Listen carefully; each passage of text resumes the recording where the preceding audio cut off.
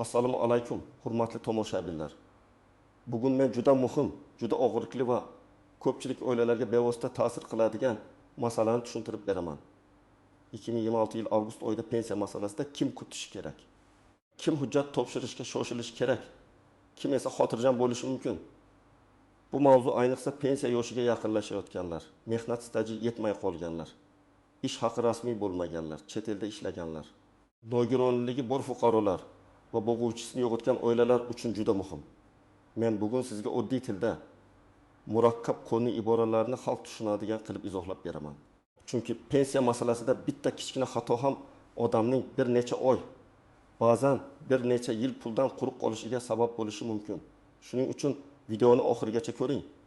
Hozirning o'zida kanalga obuna bo'ling, like bosing. Chunki bunday ma'lumotlar har bir xonadonga kerak bo'ladi. Avval pensiya masalasida ko'pchilikning tasavvuri juda sodda edi. Yoshim yetdi, hujjat topshirdim, pensiya tayinlandi, tamom. Lekin amalda bunday emas. Pensiya miqdori va pensiyaga chiqish huquqi bir nechta omillarga bog'liq. Yosh, ish staji, rasmiy ish haqi, sug'urta badallari yoki ijtimoiy soliq to'langan davrlar, mehnat daftarchasidagi yozuvlar, arxiv ma'lumotlari, ayrim imtiyozli davrlar, harbiy xizmat, bola parvarishi, o'qish davri, zararli mehnat sharoitlari va boshqa ko'plab holatlar. Oldin ko'p odamlar faqat mehnat daftarchasiga qarardi. Ya'ni daftarchada ish joyi yozilgan bo'lsa, demak staj bor deb o'ylashardi.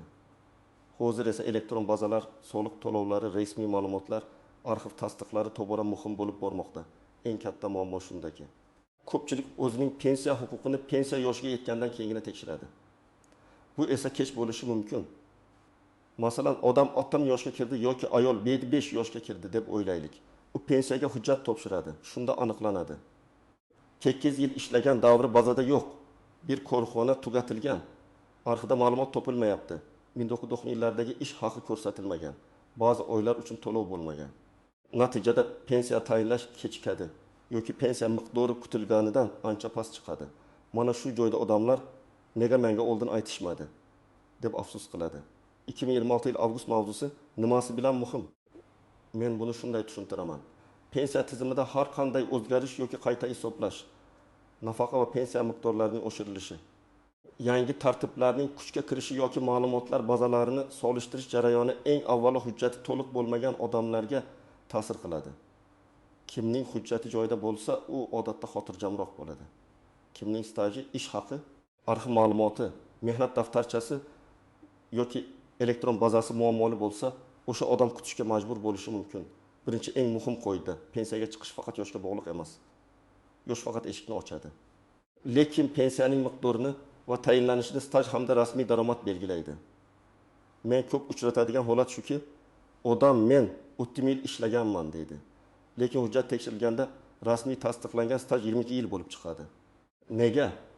Chunki ayrim joylarda u og'zaki ishlagan, ayrim joylarda korxona xodimini rasmiylashtirmagan, ayrim yillarda ish haqi konvertda berilgan, ayrim davrlar mehnat daftarchasiga noto'g'ri yozilgan. Misol keltiraman. Akmal aka 1966 yilda tug'ilgan. U 2026 yilda pensiya yoshiga yetishini kutmoqda. U o'z hisobida 34 yil ishlaganman deb o'ylaydi. Lekin tekshiruvda 1993 yildan 1998 yilgacha ishlagan kichik korxona haqida arxivda ma'lumot yo'qligi ma'lum bo'ladi. Bu 5 yil staj hisoblanmasa, uning pensiya miqdori sezilarli kamayishi mumkin. Agar u bu masalani 2026 yil avgustda emas, hozirdan hal qila boshlasa, sobiq hamkasblarini topishi, arxivga so'rov berishi, sud orqali faktni tasdiqlash imkoniyatini ko'rib chiqishi mumkin. Agar oxirgi kuni bo'lsa, kutadi, asabiylashadi, daromadsiz qoladi. Ikkinchi misol, Dilbar opa 1971 yilda tug'ilgan. U bir necha farzand tarbiyalagan, turli vaqtlarda uyda o'tirgan, keyin savdo sohasida ishlagan. U mening bolalarim bor stajim chiqadi deb o'ylaydi. Ha, ayrim davrlar qonunchilikka muvofiq stajga qo'shilishi mumkin. Lekin har bir davr avtomatik qo'shilavermaydi. Bola tug'ilganlik guvohnomasi, nikoh hujjati, ishga kirish va chiqish sanalari, parvarish ta'tili haqidagi buyruqlar kerak bo'lishi mumkin.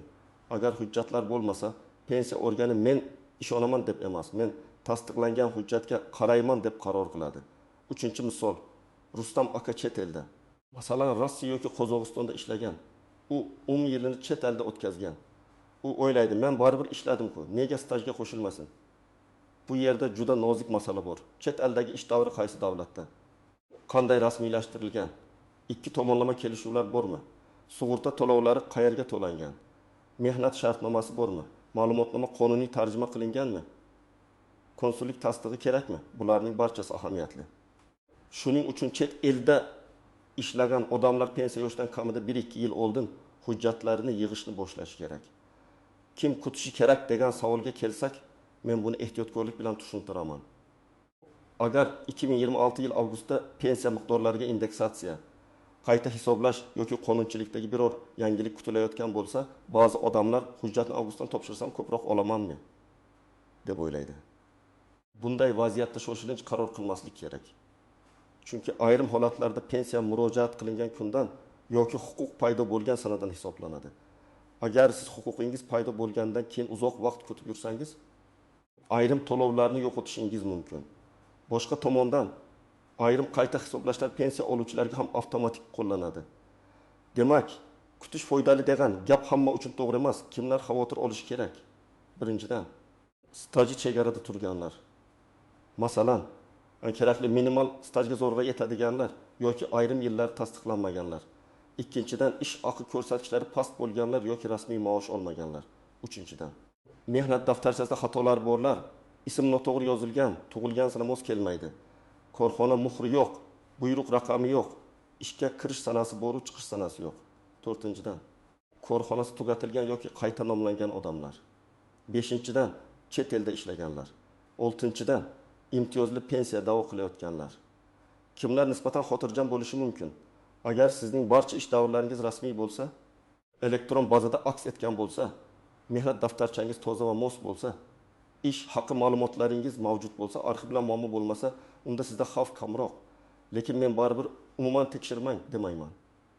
Chunki amaliyotda hatto katta tashkilotlarda ishlagan odamlarning ham bazasida bo'sh oylar chiqib qoladi. Pensiya miqdoriga ta'sir qiladigan eng muhim masalalardan biri bu rasmiy ish haqi. Ko'pchilik staj ko'p bo'lsa, pensiya katta bo'ladi deb o'ylaydi. Staj muhim, lekin daromad ham muhim. Masalan, ikki odam 30 yil ishlagan bo'lishi mumkin. Birinchisi 30 yil davomida rasmiy minimal maoshga yaqin maosh olgan. Ikkinchisi esa o'rtacha yoki yuqori rasmiy maosh olgan. Ularning pensiyasi bir xil bo'lmaydi. Shuning uchun pensiyaga 2-3 yil qolgan odamlar hozir rasmiy maoshim qanday ko'rsatilmoqda degan savolni berish kerak. Agar sizga qo'lda pul berilsa-yu, hujjatda juda past maosh ko'rsatilsa, bu bugun qulaylik tuyulishi mumkin, lekin ertaga pensiyada sizga zarar qiladi. Yana bir misol. Munira opa tikuvchilik seksida 12 yil ishlagan. Har oy qo'liga yaxshi pul olgan, lekin rasmiy maoshi minimal ko'rsatilgan. Pensiya hisoblanganda u men aslida ko'proq olardim deb aytadi. Lekin pensiya organi qo'ldagi gapga emas, rasmiy ma'lumotga qaraydi. Natijada uning pensiyasi kutilganidan past chiqadi. Bu juda keng tarqalgan holat. Endi ko'pchilik e'tibor bermaydigan nozik masalalarga o'tamiz. Birinchi tuzoq. Qo'shnim shunday qilib pensiyaga chiqdi. Men ham shunday qilaman degan fikr. Bu eng xavfli xato. Pensiya har bir odam uchun alohida hisoblanadi. Qo'shningizning staji, yoshi, ish haqi, bolalari, imtiyozi, sog'ligi, mehnat sharoiti, arxiv hujjati siznikidan farq qiladi. Shuning uchun birovning tajribasi sizga to'liq mos kelmasligi mumkin. Ikkinchi tuzoq. Hujjatdagi mayda xatoni ahamiyatsiz deb bilish. Masalan, pasportda ismingiz Gulnora, mehnat daftarchasida Gulnora deb yozilgan bo'lsa, bu oddiy imlo xatosi kabi ko'rinadi. Lekin hujjat tekshirayotgan idora uchun bu boshqa shaxs bo'lishi mumkin. Yoki tug'ilgan yil bir joyda 1939, boshqa joyda 1970 bo'lsa, bu ham muammo. Bunday xatolarni oldindan tuzatish kerak. Ba'zan bitta harf uchun ham qo'shimcha ma'lumotnoma talab qilinadi. Uchinchi tuzoq, korxona nomining o'zgarishi.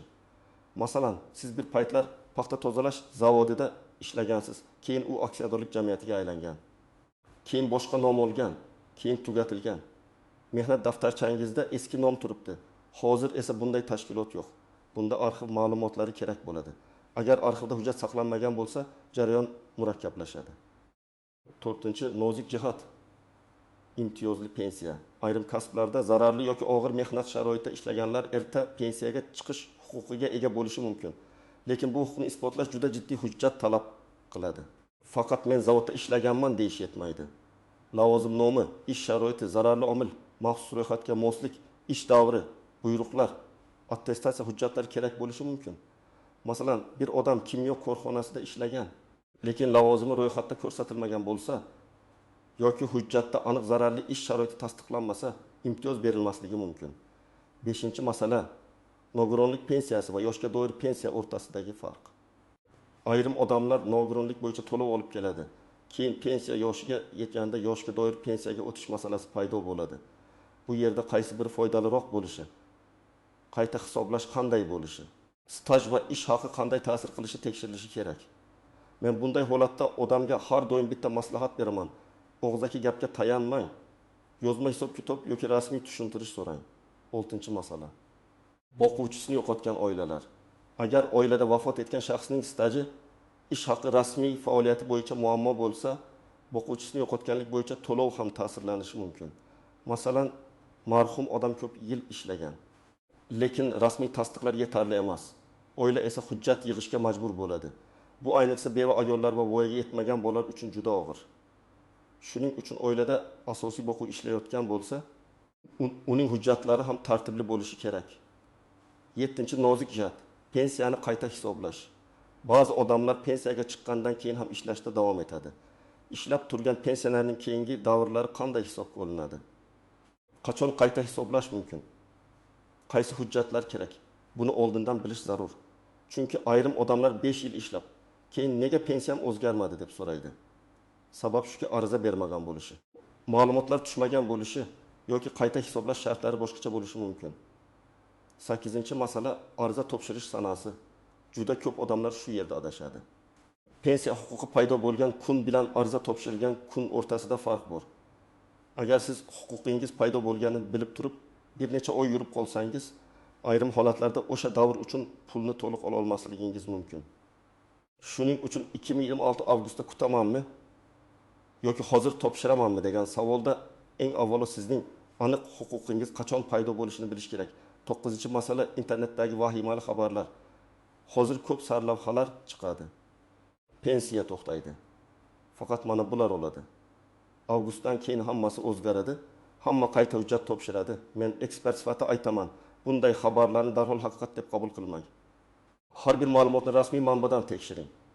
Pensiya jamg'armasi, hukumat qarorlari, qonun hujjatlari, MyTalk.uz, mahalliy ijtimoiy himoya yoki pensiya bo'limlaridan aniq ma'lumot oling. Endi eng muhim qism, siz nima qilishingiz kerak? Men sizga aniq qadamlar bilan tushuntiraman. Birinchi qadam.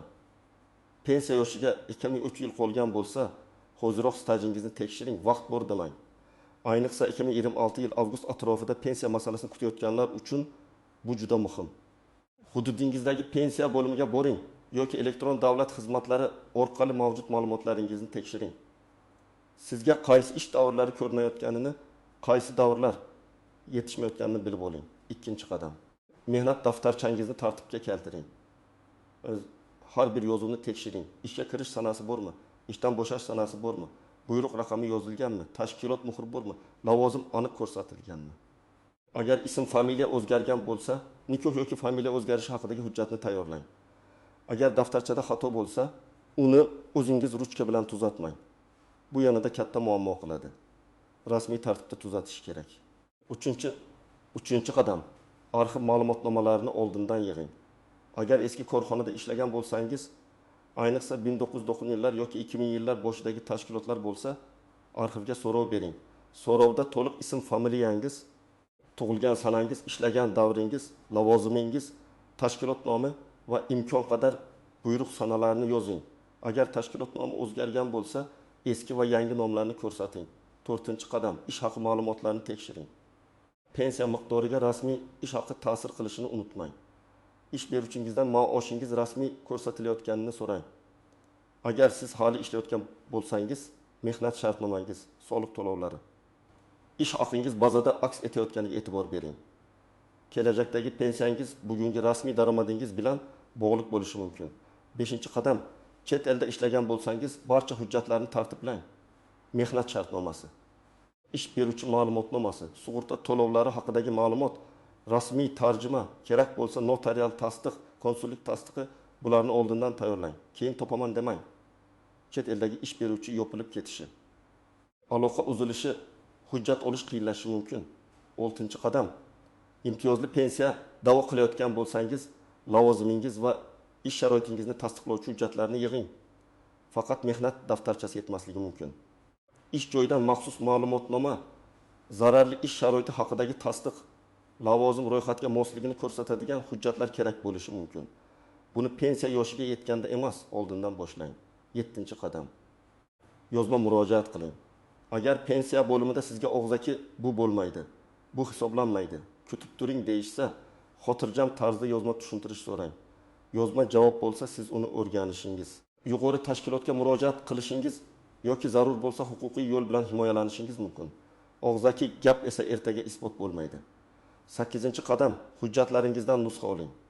Pasport, ID karta, mehnat daftarchasi, diplom, harbiy bilet, nikoh guvohnomasi, bolalar tug'ilganlik guvohnomasi, nogironlik hujjatlari, arxiv ma'lumotnomalari, ish haqi ma'lumotlari hammasini alohida papkaga soling. Elektron nusxasini ham saqlab qo'ying. Telefoningizda suratga olib qo'yish ham foydali, lekin eng yaxshisi skaner qilingan aniq nusxalar bo'lsin. 9-qadam, agar staj yetmayotgan bo'lsa, imkon bo'licha rasmiy ishlashni davom ettiring. Ba'zan odamga 1-2 yil staj yetmaydi. Shunda u norasmiy ishda yuraversa, muammo hal bo'lmaydi. Rasmiy mehnat shartnomasi bilan ishlash, soliq va ijtimoiy to'lovlar aks etishi kelajakda foyda beradi. 10-qadam. 2026 yil avgustni kutayotgan bo'lsangiz, avval hisob-kitob qildiring. Siz uchun kutish foydalimi yoki zararli? Buni umumiy gap bilan emas, sizning hujjatingizga qarab bilish mumkin. Kimdir uchun hujjatni vaqtida topshirish muhim bo'ladi. Kimdir uchun esa ma'lum bir tartib kuchga kirishini kuzatish zarur bo'lishi mumkin. Lekin hech qachon faqat internetdagi sarlavhaga qarab pensiyaga ariza topshirishni kechiktirmang. Men yana bir hayotiy misol aytaman. Hasan aka pensiya yoshiga yetdi, lekin avgustda oshadi. Keyin topshiraman deb 4 oy kutdi. Keyin ma'lum bo'ldiki, oshirish amaldagi pensionerlarga ham tegishli bo'lgan. Ya'ni u oldinroq topshirsa ham yutqazmas edi. Aksincha, 4 oylik to'lovni vaqtida olmay, oila byudjetiga zarar qildi. Boshqa bir holatda esa Saodat opa hujjat topshirishdan oldin arxiv ma'lumotini to'g'rilab oldi va pensiyasi ancha yaxshiroq hisoblandi. Demak, masala kutishning o'zida emas, hujjatning tayyorligida. Hurmatli tomoshabinlar, 2026 yil avgustdagi pensiya masalasida eng katta haqiqat shuki, kimning hujjati toza, staji tasdiqlangan, ish haqi rasmiy va bazada ma'lumotlari to'liq bo'lsa, u ko'proq xotirjam bo'ladi. Kimning hujjatida bo'shliq, xato arxiv muammosi, norasmiy ish davri yoki chet eldagi tasdiqlanmagan mehnat faoliyati bo'lsa, o'sha odam hozirdan harakat qilishi kerak. Men sizga shuni qat'iy aytaman. Pensiya yoshiga yetishni kutmang. Hujjatlaringizni oldindan tekshiring. Har bir yil, har bir oy, ba'zan har bir yozuv pulga ta'sir qiladi. Bugun qilingan tekshiruv ertaga sizni navbatdan, asabdan va yo'qotilgan to'lovlardan saqlab qoladi. Agar sizda pensiya bo'yicha savol bo'lsa, izohlarda yozing. Tug'ilgan yilingizni, taxminiy stajingizni, qaysi joylarda ishlaganingizni va asosiy muammo nimada ekanini yozsangiz. Men keyingi videolarda eng ko'p uchraydigan savollarga alohida javob beraman. Videoni yaqinlaringizga yuboring, ayniqsa pensiya yoshiga yaqin ota-onangiz, aka-uka, opa-singillaringiz ko'rsin. Like bosing, kanalga obuna bo'ling va bildirishnomani yoqib qo'ying. Chunki pensiya masalasida kech qolgan odam ko'pincha o'z haqini olishda qiynaladi.